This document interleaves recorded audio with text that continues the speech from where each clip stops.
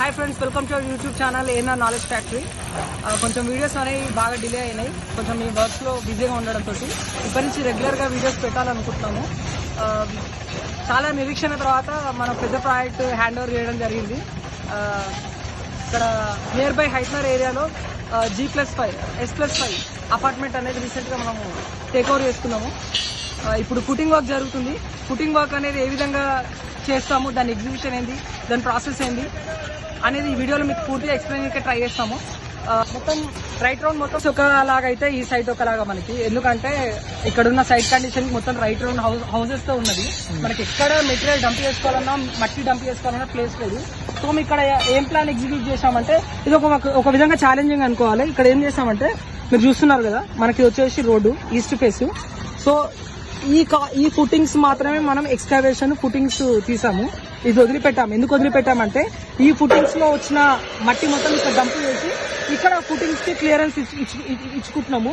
దాని తర్వాత ఈ ఫుటింగ్స్ ఎప్పుడైతే కంప్లీట్ చేస్తామో ఆ మట్టి మళ్ళీ ఈ మట్టి ఇక్కడ షిఫ్ట్ చేసేసి మళ్ళీ ఫ్రెష్ మట్టి ఇక్కడ డంప్ చేసుకోవడానికి ప్రయత్నం చేస్తాం.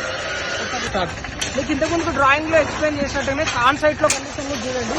మనకి ఈ సైడ్ ఉన్న ఫుటింగ్స్ నే మనము ఫుటింగ్స్ చేస్తున్నాము, అటు సైడ్ మట్టి డంప్ చేసి.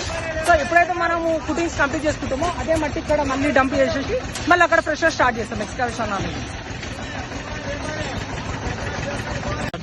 హాయ్ ఫ్రెండ్స్, ఇంతకుముందు మా పార్ట్నర్ రాజు చెప్పిన విధంగా మన సైట్ లో వచ్చేసి రకరకాల అంటే 3 టైప్స్ ఆఫ్ ఫుటింగ్స్ ఉన్నాయి. ఒకటి ర్యాప్ ఫుటింగ్ ఉంది, ఒకటి ఫ్లాట్ ఫుటింగ్ ఉంది, ఇంకోటి కంబైన్డ్ ఫుటింగ్ ఉంది. 3 టైప్స్ ఫుటింగ్స్. అందులో ఆఫ్ వర్క్ అనేది మనం చేసాం. ఎందుకంటే సైడ్ కండిషన్ లో మట్టి పోయడానికి అవైలబుల్ లేదు కాబట్టి ఒక హాఫ్ కోర్స్ మాత్రమే మేము తీసుకున్నాము సైట్ లో ఆన్ కండిషన్ లో. దానికి నేను స్టీల్ డీటెయిలింగ్ అనేది చేద్దాం అనుకుంటున్నాను.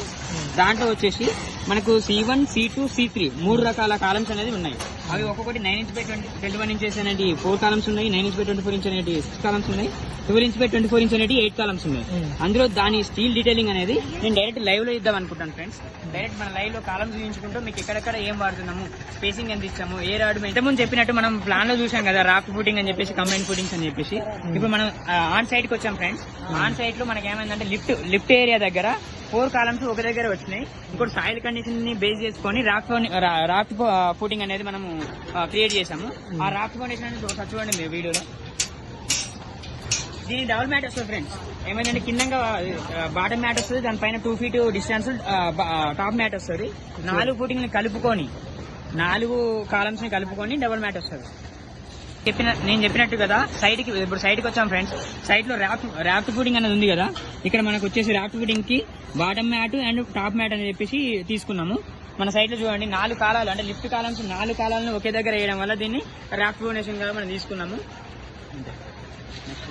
ఓకే ఫ్రెండ్స్, కాలం అనేది డెవలప్మెంట్ లెంత్ అనేది మెయిన్ ఇంపార్టెంట్ ఫ్యాక్టర్. ఒక కాలము ఒక స్ట్రక్చర్ అనేది నిలబడాలంటే డెవలప్మెంట్ లెంత్ కంపల్సరీ ఫుటింగ్ లో ఉండాలి. వితౌట్ డెవలప్మెంట్ లెంత్ కాలం అనేది విస్టాండ్ అవ్వదు. దీనికి మన కాలం సైజ్ వచ్చేసి 24 ఇంచ్ బై 1 feet కదా. స్టిరప్స్ అనేది డబల్ స్టిరప్ అనేది ప్రొవైడ్ చేస్తాం. ఈ స్టిరప్ కూడా బెండ్ లెంత్ అనేది 90 అనేది ఉంటుంది. 9 ఇంటూ స్టిరప్ ఏం వాడతాము, 8 mm వాడతాము. 9 ఇంటూ 8 9 8 ఎంత 72 mm.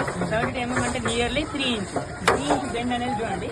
ఇక్కడ మీరు లైవ్ లో చూస్తున్నారు కదా, ఈ 3 ఇంచ్ బెండ్ అనేది కంపల్సరీ మెయింటైన్ చేయాలి. దాంట్లో స్టిరప్ కూడా చాలా ఇంపార్టెంట్ కాలంలో.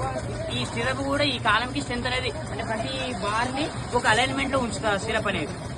దాని తర్వాత చూసుకుంటే పెడెస్టల్స్ అయితే మనం ఎందుకు ప్రొవైడ్ చేస్తామనంటే, ఈ కాలంకి ఒక పైన స్ట్రక్చర్ కి ఒక బేస్ రావడం కోసం ఈ పెడెస్టల్ అనేది ప్రిఫర్ చేస్తాం.